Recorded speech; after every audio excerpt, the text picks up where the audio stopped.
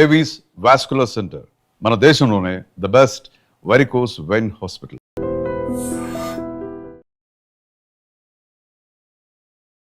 పంచాయతీ ఎన్నికలు ఏ ఊర్లో ఎంతమంది సర్పంచులు గెలుపొందినరు, ఏ పార్టీ పార్టీ పరంగా కాకపోయినా సరే ఏ పార్టీకి అనుకూలంగా వీళ్ళు గెలుపొందినరు. పంచాయతీ ఎన్నికలు మామూలుగా జరగట్లే. 2 ఫేజులు చూసినాం కదా, అసలు చిత్ర విచిత్రాలు అన్నీ జరిగినాయి. ఒక్క ఓటుతోని కూడా గెలిచిన అభ్యర్థులు ఉన్నారు, ఒక్క ఓటుతోని కూడా ఓడిపోయిన అభ్యర్థులు ఉన్నారు. చెరి సమానం ఓట్లు వస్తే డ్రా తీస్తే ఎవరికైతే వస్తుందో వాళ్ళు కూడా గెలిచిన వాళ్ళు ఉన్నారు. ఇట్లా చిత్ర విచిత్రాలన్నీ పంచాయతీ ఎన్నికలు జరుగుతున్నాయి, అట్లాగే జోరుగా జరుగుతున్నాయి. మామూలుగా అసెంబ్లీ ఎన్నికలకు సంబంధించిన ఓటు వేయకపోయినా పర్లేదు, కానీ గ్రామ సభల్లో జరిగే 6 గ్రామాల్లో జరిగే ఓట్లు వేసేందుకు మాత్రం చాలామంది సిటీలకు వెళ్ళి కూడా నాకు తెలిసిన వాళ్ళే చాలామంది పోయి ఓటు వేసి వచ్చిండ్రు. అట్లాగే అలా దోస్తులో చుట్టాలో ఇంకెవరన్నా ఉంటే కూడా వాళ్ళ కోసం ప్రచారం కూడా చేసి వచ్చారు. పోనీ ఉత్తగానే ఏమన్నా మా అన్న లేకపోతే మా తమ్ముడు మా దోస్తు మంచిగా చేస్తాడు ఓటేండ్రి అని ఉట్టి చెప్పడమే కాదు, పైసలు లేనిది ఓటేసే పరిస్థితి లేదు. గ్రామ ఎన్నికలైనా సరే, ఏ ఎన్నికలైనా సరే, గ్రామాల్లో జరిగే ఎన్నికలు కూడా ఇప్పుడు పైసలమయమైపోయిన సిచ్యువేషన్ అయితే కనిపిస్తున్నది. ఏమో ఈ ఎన్నికల వ్యవస్థ ఎటు పోతుందేమో కానీ సరే. ఇప్పుడు మనకు తెలంగాణలో ఎన్ని జిల్లాలు ఉన్నాయి? మొత్తంగా అయితే 33 ఉన్నాయి. కానీ గ్రామాలు అండ్ ఇవన్నిటిని చూసుకుంటే కనుక 31 జిల్లాలు ఉన్నాయి. ఇప్పటి వరకు 31 జిల్లాల్లో ఏ డిస్ట్రిక్ట్లో ఎవరెవరు గెలిచిండ్రు, ఏ పార్టీకి అనుకూలంగా ఓట్లు వేసిండ్రు, ఏ అభ్యర్థికి పట్టం కట్టిండ్రు అనేది ఓవరాల్గా చూసే ప్రయత్నం ఒకసారి చేద్దాం. మొత్తం జిల్లాల వ్యాప్తంగా కూడా ఎట్లెట్లా ఓటింగ్ జరిగింది. రేపు 3rd ఫేజ్ ఎన్నికలు ఉన్నాయి, లాస్ట్ ఎన్నికలు. ఇక 3rd ఫేజ్ ఎన్నికలలో ఎవరెవరు ఏంది అనేది కూడా నేను రేపు చెప్పే ప్రయత్నం చేస్తా. ఇప్పటి వరకు 2 ఫేజ్లు అయిపోయినాయి కాబట్టి ఎవరు ఏ డిస్ట్రిక్ట్లో ఎంత గెలుపొందిండ్రు అని చెప్పే ప్రయత్నం నేను చేయబోతున్నా. ఫస్ట్ జోగులాంబ గద్వాల జిల్లా తీసుకుందాం. పంచాయతీ ఫలితం ఎట్లా ఉంది అని అంటే పార్టీ వైజ్గా, యాక్చువల్లీ పార్టీ గుర్తు మీద పోటీ చేయకపోయినా సరే పార్టీ వైజ్గా మాత్రం ఆ పార్టీకి అనుకూలంగా ఉన్న వ్యక్తికి మాత్రం ఎంత ఏంది అనేది నేను లెక్క చెప్పే ప్రయత్నం చేస్తాను. మొత్తంగా కూడా కాంగ్రెస్ పార్టీకి అనుకూలంగా ఉన్నటువంటి వ్యక్తి ఫస్ట్ ఫేజ్లో ఎంత గెలిచిందంటే 78, బీఆర్ఎస్ 9, బీజేపీ 9, ఇతరులు ఇండిపెండెంట్లు 10. ఓవరాల్గా ఎన్ని అంటే 106. ఇక ఫేజ్ 2లో 74కు సంబంధించిన ఎన్నికలు జరిగితే కాంగ్రెస్ ఏమో 40 గెలిచింది, బీఆర్ఎస్ ఏమో 23, అట్లాగే బీజేపీ ఏమో 1, మొత్తం ఇతరులేమో 10. నాకు తెలిసి బీజేపీ కంటే ఇదే ఎక్కువ గెలిచిన సిచ్యువేషన్ అయితే కనిపిస్తోంది.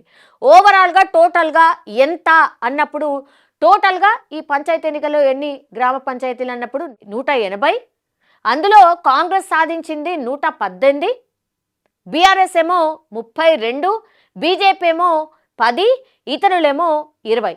ఇక ఫేజ్ 3 అంటే రేపు జరిగినటువంటి ఎన్నికల తర్వాత ఈ ఫేజ్ 3కి సంబంధించి కూడా మనకు రిజల్ట్ రాబోతున్నాయి. ఓవరాల్గా జోగులాంబ గద్వాల జిల్లాలో ఎవరు ఎన్ని సీట్లు గెలిచిండ్రు అనేది మనకు తెలిసే అవకాశం అయితే కనిపిస్తోంది. ఇక్కడ లీడ్ మనకు జోగులాంబ గద్వాల జిల్లాల 118తోని కాంగ్రెస్ పార్టీ మనకు లీడ్లో కనిపిస్తోంది. ఇది జోగులాంబ గద్వాల జిల్లాకు సంబంధించిన result. Next moving on Hanamkonda జిల్లా. హన్మకొండ జిల్లాలో చూస్తే గనక కాంగ్రెస్ పార్టీ ఎన్ని అంటే ఫేజ్ 1లో 26, బీఆర్ఎస్ 19, బీజేపీ 10, ఇతరులు 14 మనకు కనిపిస్తున్నారు.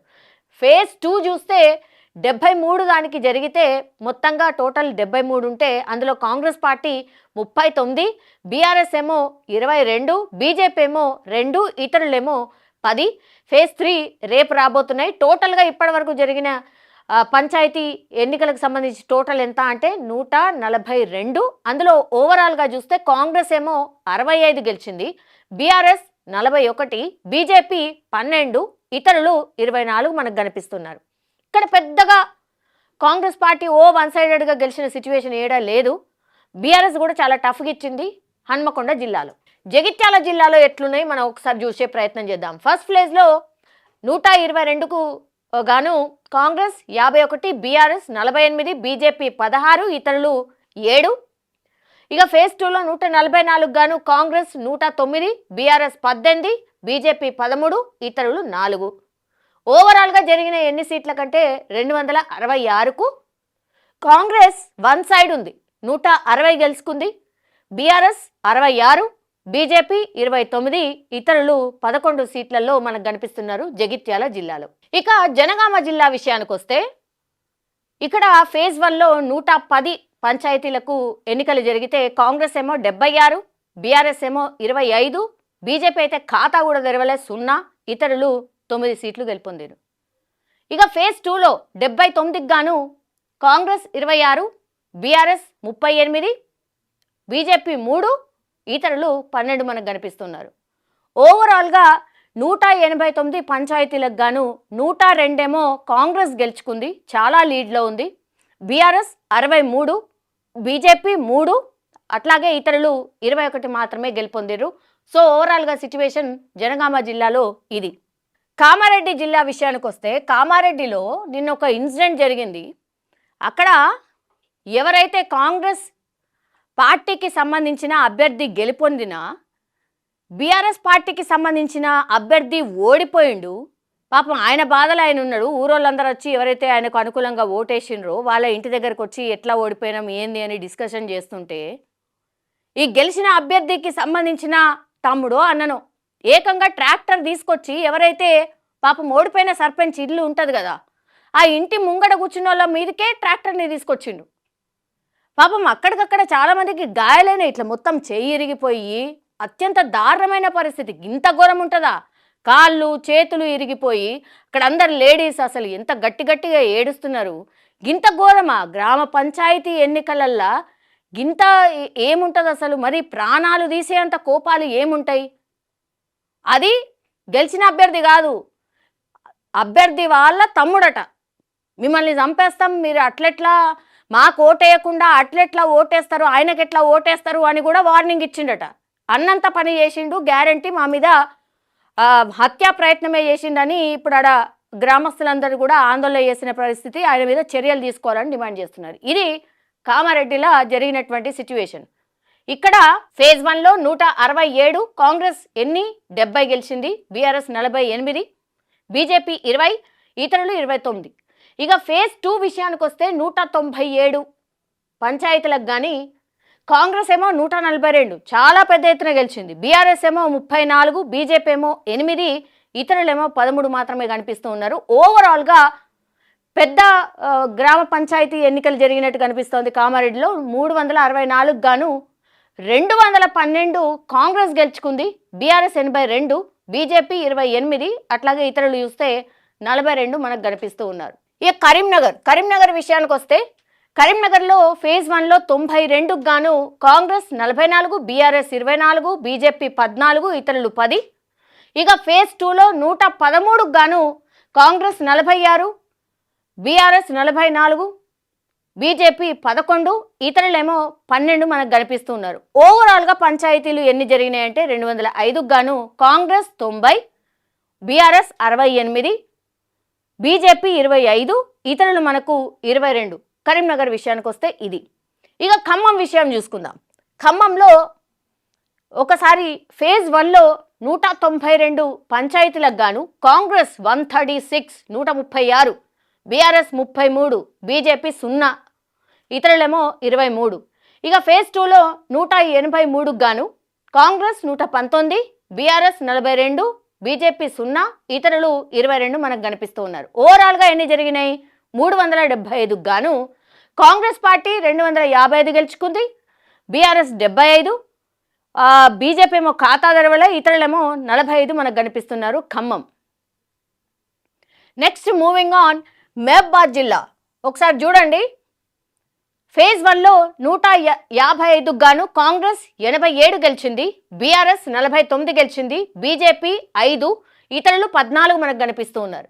ఫేజ్ 2లో 158 గాను 115 కాంగ్రెస్ పార్టీ, బీఆర్ఎస్ ఏమో 38, బీజేపీ ఖాతా తెరవలేదు, ఇతరులేమో 5 మనకు కనిపిస్తూ ఉన్నారు. ఓవరాల్గా ఎన్నిటికి జరిగినాయి అంటే 313 గాను కాంగ్రెస్ పార్టీ 202, బీఆర్ఎస్ ఏమో 87, బీజేపీ ఏమో 5, ఇతరులు మనకు 19 సీట్లు గెలిచిన సిచ్యువేషన్ అయితే కనిపిస్తోంది. ఇక మహబూబ్ నగర్ జిల్లా విషయానికి వస్తే ఫేజ్ 1లో 139కి గాను కాంగ్రెస్ పార్టీ 66 గెలుచుకుంది, బీఆర్ఎస్ 57, బీజేపీ 4, ఇతరులు 12.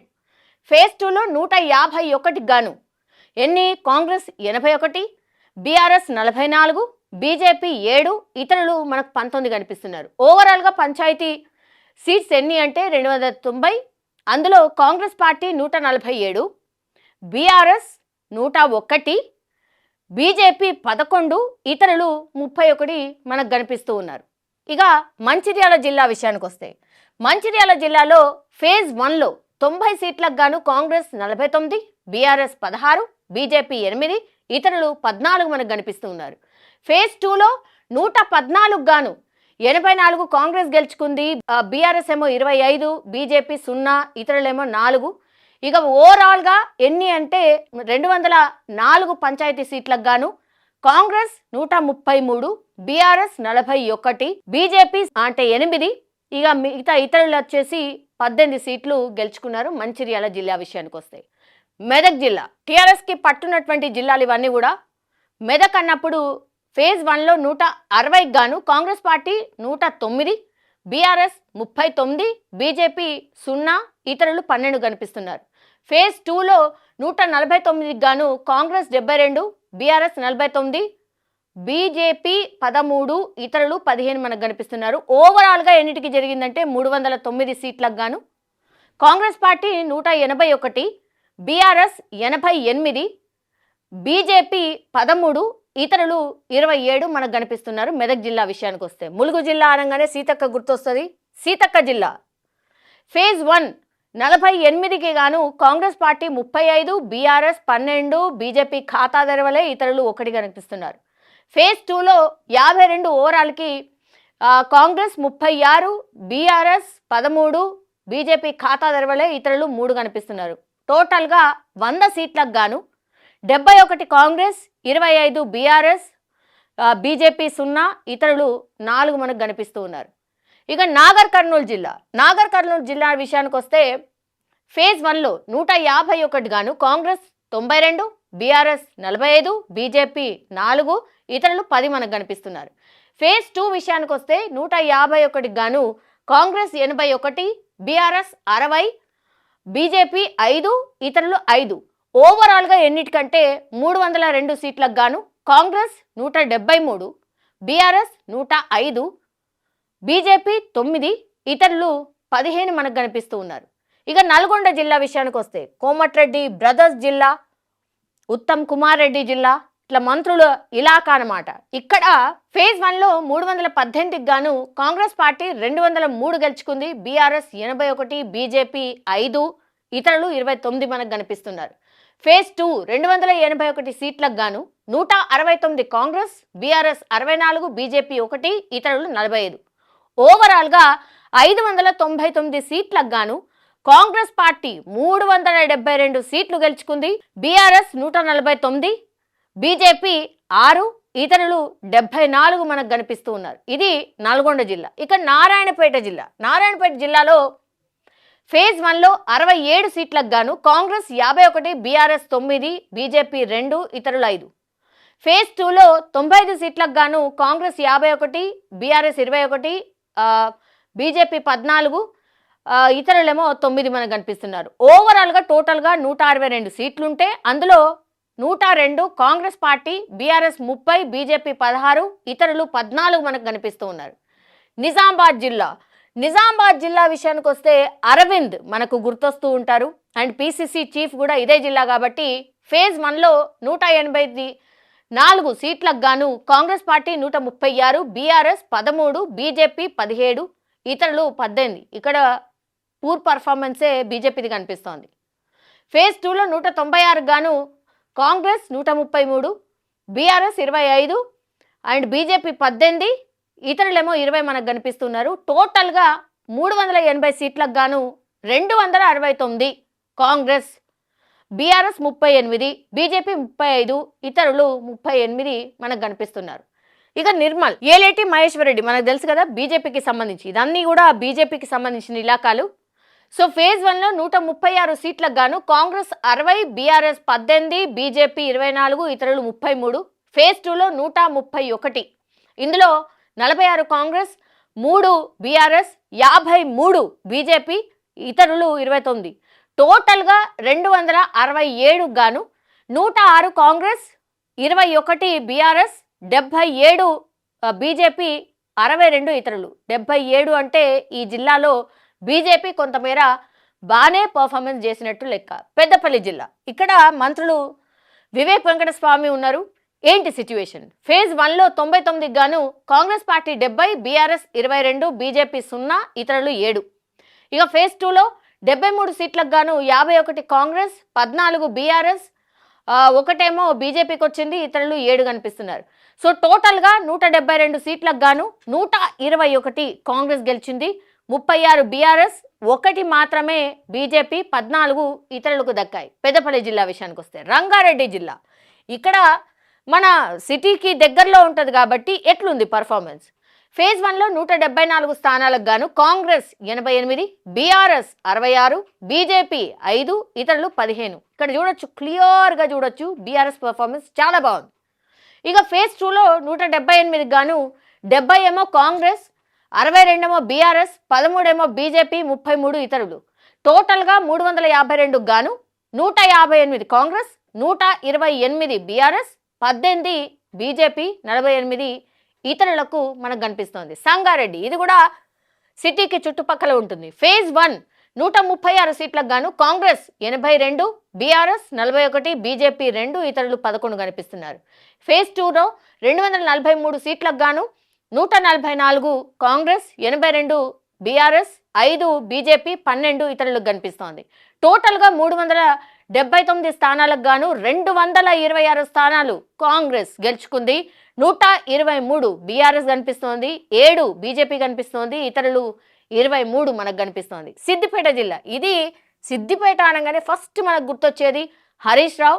నిజం చెప్పాలంటే కార్ పర్ఫార్మెన్స్ చాలా బాగుంది సిద్దిపేటలో. ఫేజ్ 1లో 163 స్థానాలకు గాను కాంగ్రెస్ 77, బీఆర్ఎస్ 60, బీజేపీ 11, ఇతరులు 15 మనకు కనిపిస్తున్నారు. ఫేజ్ 2లో 182 స్థానాలకు గాను 32 మాత్రమే కాంగ్రెస్, 111 బీఆర్ఎస్, 14 బీజేపీ, 25 ఇతరులు. 345 టోటల్గా ఉంటే స్థానాలు 109 కాంగ్రెస్కి, 171 ఇక్కడ బీఆర్ఎస్కి, 25 బీజేపీకి, 40 ఇతరులకు. ఇక్కడ క్లియర్ కట్గా కారు వైపే జనం ఉన్నారు అని స్పష్టంగా అర్థమవుతోంది. సిరిసిల్ల జిల్లా, ఇది కేటీఆర్ జిల్లా.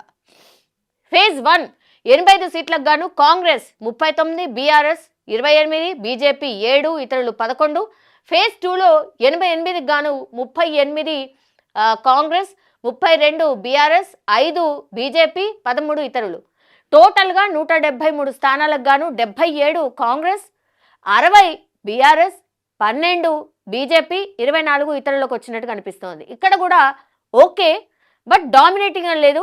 సిద్దిపేటను దీన్ని కంపారిజన్ చేస్తే యాక్చువల్లీ సిద్దిపేట చాలా మంచి పర్ఫార్మెన్స్ ఇచ్చినట్టు లెక్క. సిరిసిల్లలో కాంగ్రెసే పైచేయి మనకు కనిపిస్తోంది. ఇక సూర్యాపేట జిల్లా, ఇది జగదీశ్వర్ రెడ్డి జిల్లా, బీఆర్ఎస్కి సంబంధించిన ఎమ్మెల్యే జగదీశ్వర్ రెడ్డి. ఇక్కడ ఫేజ్ 1లో 159 స్థానాలకు గాను కాంగ్రెస్ 92, బీఆర్ఎస్ 55, బీజేపీ 3, ఇతరులు 9. ఫేజ్ 2లో 181 స్థానాలకు గాను 107 కాంగ్రెస్, 44 బీఆర్ఎస్, 2 బీజేపీ, 28 ఇతరులు. 340 స్థానాలకు గాను 199 కాంగ్రెస్, 99 బీఆర్ఎస్, 5 బీజేపీ, 37 ఇక్కడ ఇతరులు కనిపిస్తున్నారు. ఇక్కడ కూడా బీఆర్ఎస్ పర్ఫార్మెన్స్ బాగుంది. ఇక వికారాబాద్ జిల్లా, ఇది సీఎం రేవంత్ రెడ్డి జిల్లా. ఇక్కడ పర్ఫార్మెన్స్ ఒక్కసారి చూద్దాం. 262 ఫేజ్ 1లో జరిగినటువంటి స్థానాలకు కాంగ్రెస్ 177, బీఆర్ఎస్ 73, బీజేపీ 4, ఇతరులు 8. ఫేజ్ 2లో 175 స్థానాలకు గాను 104 కాంగ్రెస్, 37 బీఆర్ఎస్, 5 బీజేపీ, 29 ఇతరులు. 432 స్థానాలకు గాను 281 కాంగ్రెస్, 110 బీఆర్ఎస్, 9 బీజేపీ, 37 ఇతరులు కనిపిస్తున్నారు. సో కాంగ్రెస్ చాలా బాగా పర్ఫార్మెన్స్ చేసింది వికారాబాద్ జిల్లాలో. వనపర్తి జిల్లా, ఇక్కడ ఫేజ్ 1లో 87 స్థానాలకు గాను కాంగ్రెస్ 48, బీఆర్ఎస్ 32, బీజేపీ 3, ఇతరులు 4 మనకు కనిపిస్తున్నారు. ఫేజ్ 2లో 94 స్థానాలకు గాను 56 కాంగ్రెస్, 27 బీఆర్ఎస్, 2 బీజేపీ, ఇతరులు 9. టోటల్గా 181 స్థానాలకు గాను 104 కాంగ్రెస్, 59 బీఆర్ఎస్, 5 బీజేపీ, 13 ఇతరులు మనకు కనిపిస్తూ ఉన్నారు.